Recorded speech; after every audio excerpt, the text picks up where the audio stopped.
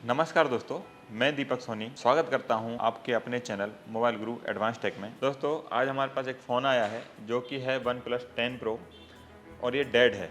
तो हम देखते हैं कि इसमें डेड प्रॉब्लम कहां से आई है, किस कारण से डेड हुआ है और समझेंगे और फिर उसको रिपेयर करेंगे। तो उसमें हम ये समझेंगे कि हमें स्टेप बाय स्टेप क्या क्या चेक करना पड़ेगा। तो स्टेप्स के हिसाब से हमें जो भी फॉल्ट मिलेगा हम उसको रिपेयर करेंगे।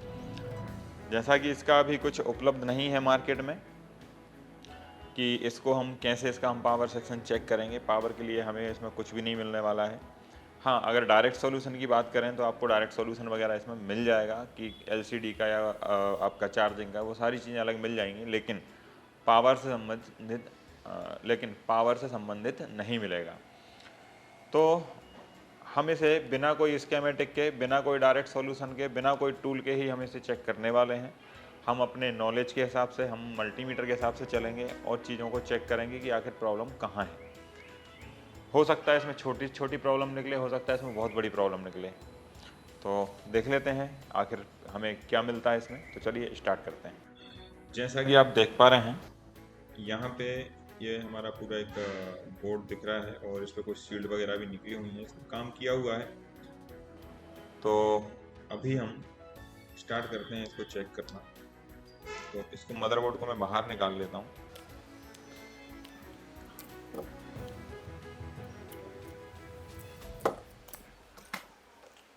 अब मदरबोर्ड हमारे सामने है और मल्टीमीटर को हम लगाएंगे डायोड मोड में, क्योंकि सबसे पहली टेस्टिंग अगर हम बात करें तो पहली टेस्टिंग आई टेस्टिंग। आपको पहले आँखों से देखना है कहाँ कहाँ काम हुआ है, क्या क्या काम हुआ है, और कहीं पानी लगा हो, कहीं डैमेज हो तो वो हमें दिख जाता है। तो सबसे पहली टेस्टिंग आई टेस्टिंग होती है। हम देख करके भी बहुत सारी चीज़ों को समझ सकते हैं। यहाँ से भी शील्ड कटी हुई है, थोड़ा सा फ्लेक्स यहाँ भी दिख रहा है, पेस्ट, और ज़्यादा कोई विशेष काम नहीं हुआ है। एक थोड़ा सा यहाँ से कटा पिटा दिख रहा है और यहाँ से शील्ड निकली हुई दिख रही है।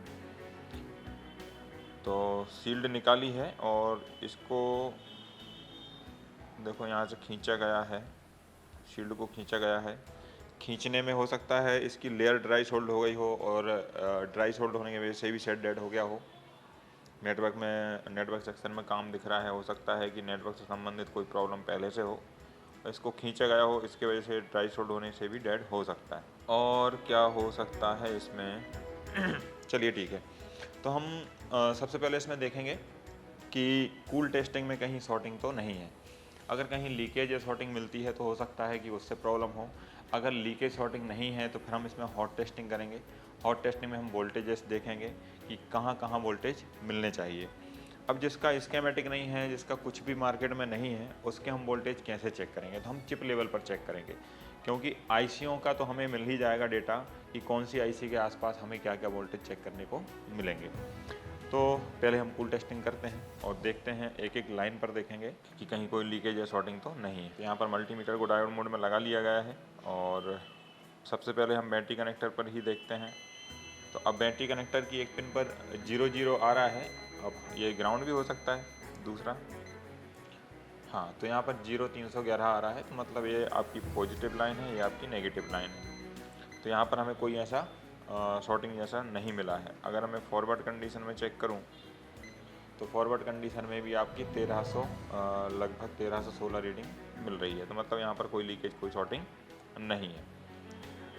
अब इसके बाद जब हमें पता है कि बैटरी कनेक्टर से सीधी लाइन आपकी जाती है पीएमआई में, और पीएमआई से बनता है वीपीएच। वीपीएच बनता है तो हमें वीपीएच चेक करना पड़ेगा, क्योंकि वी बैट ही क्या बनेगा, वीपीएच बनेगा। जब वो वीपीएच बनेगा तो हम वीपीएच चेक करेंगे कि इसके बाद अगली प्रोसेस जो होगी वो क्या होगी, वीपीएच का बनना। तो अब हमारा वी बैट ओके है तो वीपीएच भी ओके होना चाहिए, तभी हमारा आगे का काम प्रोसेस जो होगा, आगे प्रोसेस होगी। तो पहले हमें वीपीएच देखना पड़ेगा। अब वीपीएच देखने के लिए हमें पता कहाँ करें कि कहाँ कहाँ वीपीएच हो सकता है। तो वीपीएच चेक करने के लिए हमें क्या करना पड़ेगा, इसके पास जो आईसियाँ लगी हैं उनमें से कोई एक आईसी देख लेते हैं और उसमें वीपीएच गया होगा। तो जैसे यहाँ पे 2 आईसियाँ मुझे दिख रही हैं। एक दिख रही है मुझे SMB 1399 और एक दिख रही है मुझे PM 8350 BHS। तो 8350 VPH बनाती है, तो मैं अभी खोलूँगा मॉक्सी और मॉक्सी में देखूँगा कि PM 8350 किस किस सेट में लगी हुई है, PM 8350 किस किस सेट में लगी हुई है। तो हमें क्या करना पड़ेगा, मॉक्सी को ओपन करना पड़ेगा। मॉक्सी को ओपन करने के बाद ऊपर दो ऑप्शन दिख रहे हैं, PA और CCS। तो PA के बाद जो CCS लिखा है उस पर क्लिक करना है और वहाँ पर सर्च में जाके मुझे लिखना है PM 8350। तो जैसे ही करूँगा तो एक लिस्ट आ जाएगी पूरे ब्रांड्स की, किस किस ब्रांड में लगा है। तो इतने सारे ब्रांड आ रहे हैं, मैं इसमें से कॉमन जो होते हैं Xiaomi के, तो मैं Xiaomi उठा लेता हूँ। Xiaomi में MI 11 अल्ट्रा में लगी हुई है, MI 11 में लगी हुई है, MI 11i में लगी हुई है, MI मिक्स फोल्ड में लगी हुई है, MI 11 T Pro में लगी हुई है। मतलब इतने सारे सेटों में ये लगी हुई है। तो अब इनमें से मैं कोई एक डायरेक्ट सॉल्यूशन खोल लूँगा कि इनमें से कोई ना कोई एक MI का सेट मैं खोल लेता हूँ। MI 11X Pro, Poco F4 GT और Redmi K60 और आपका MI 12 Pro Qualcomm और MI 11 Ultra, पोको F5, इतने सारे सेटों में है। तो मैं वापस आता हूँ, डायरेक्ट सॉल्यूशन में जाता हूँ। डायरेक्ट सॉल्यूशन में मैं MI को खोलता हूँ Xiaomi। तो Xiaomi कहाँ पर है, Xiaomi में सबसे ऊपर ही है MI 11 अल्ट्रा, इसको खोलता हूँ। इसको खोलने के बाद मैं देखता हूँ इसका चार्जिंग सर्किट में जाता हूँ और देखता हूँ कि इसमें VPH कहाँ से बना है।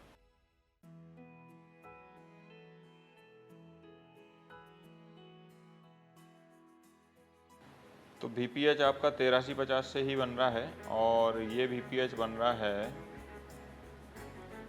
8350 से और एक कॉइल के थ्रू बन रहा है।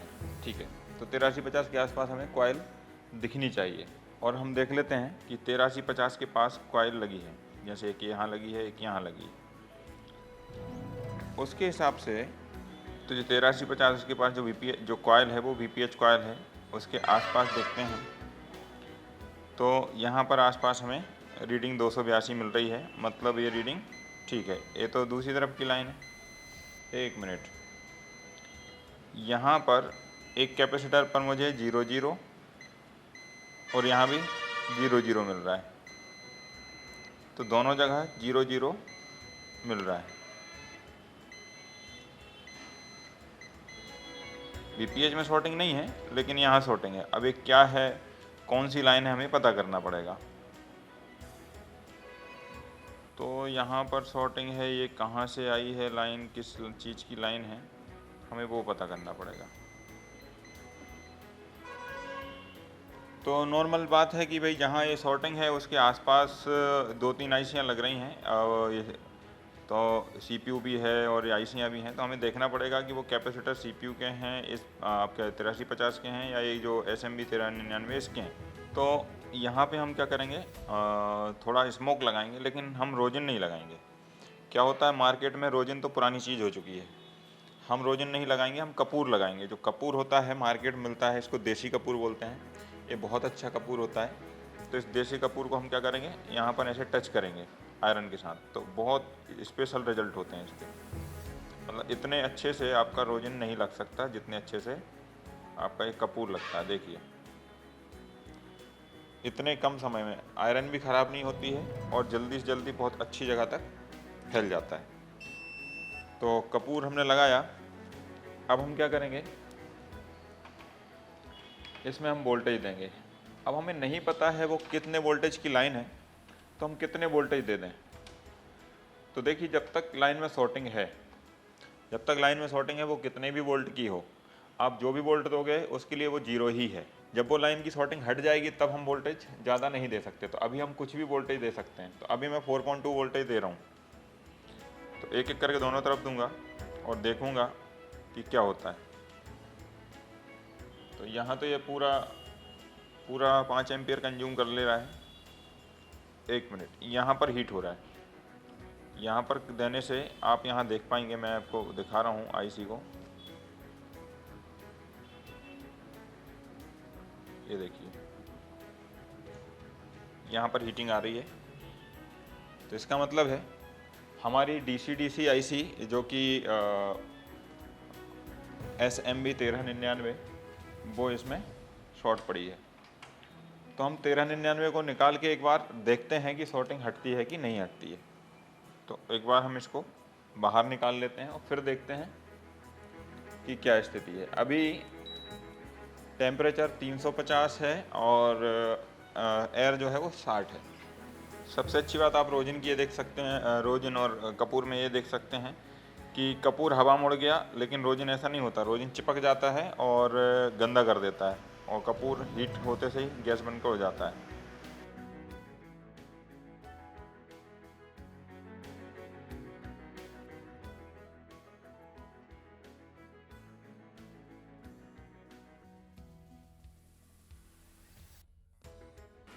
इस पे ऑलरेडी काम किया हुआ भी था। इसका मतलब किसी ने इसको निकाल के लगा के देखा है जहाँ से फ़ोन आया है।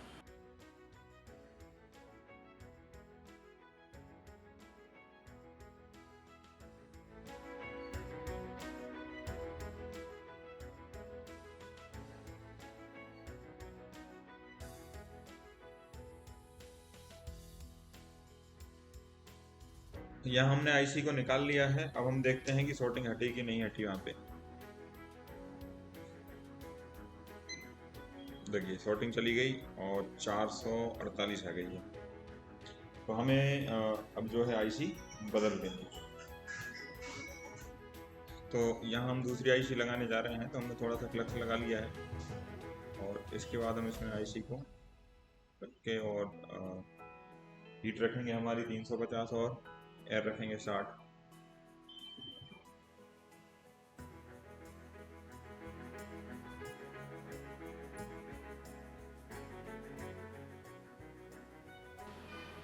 आईसी लग गई है और आईसी लगने के बाद हम फिर से चेक करेंगे कि वो शॉर्टिंग वापस आई कि नहीं आई। क्योंकि हमने आईसी को दूसरा लगाया है तो हम यहाँ देखते हैं, यहाँ रीडिंग आपकी आ गई है, मतलब शॉर्टिंग हट गई है। अब हम देखेंगे कि सेट ऑन हो रहा है कि नहीं। इसके बाद भी हो सकता है सेट ऑन ना हो, क्योंकि पहले से ही किसी ने आईसी पे काम किया था। हो सकता है कि पहले से ही दिक्कत हो इसमें कि आईसी बदलने के बाद भी सेट ऑन नहीं हो रहा हो और फिर आईसी वही के वही वापस लगा दी गई हो, ये भी हो सकता है। तो हम इसको ठंडा करेंगे और फिर चेक करेंगे। तो देखते हैं अब हमारा सेट जो है ऑन होता है कि नहीं। तो यहाँ पर मैं पावर की दबाता हूँ तो देखिए सेट ऑन हो चुका है। इसमें जो प्रॉब्लम थी मात्र एक इसकी SMB 1399 आईसी थी, वो ख़राब थी, शॉर्ट हो गई थी और वो बदलते से सेट ओके हो गया है। अगर ये इससे नहीं होता, इससे आगे भी दिक्कत हो सकती थी, तो हम और आगे की स्टेप चेक करते, तो हम स्टेप बाय स्टेप चेक करते। तो इसी तरह से हम और भी वीडियो लाने वाले हैं जिसमें हम step by step dead phone, network fault, जो भी फॉल्ट्स आते हैं सब हम स्टेप बाय स्टेप वहाँ पर लाने वाले हैं। लेकिन वो सारे वीडियो आपको सिर्फ मॉक्सी पे मिलेंगे। यूट्यूब पर आपको थोड़े बहुत वीडियो मिल सकते हैं, बाकी सारे वीडियो अगर आपको देखना है तो आपको मॉक्सी ऐप डाउनलोड करना पड़ेगा, जो प्ले स्टोर पर अवेलेबल है। जाइए सीधा वहाँ पर डाउनलोड कीजिए।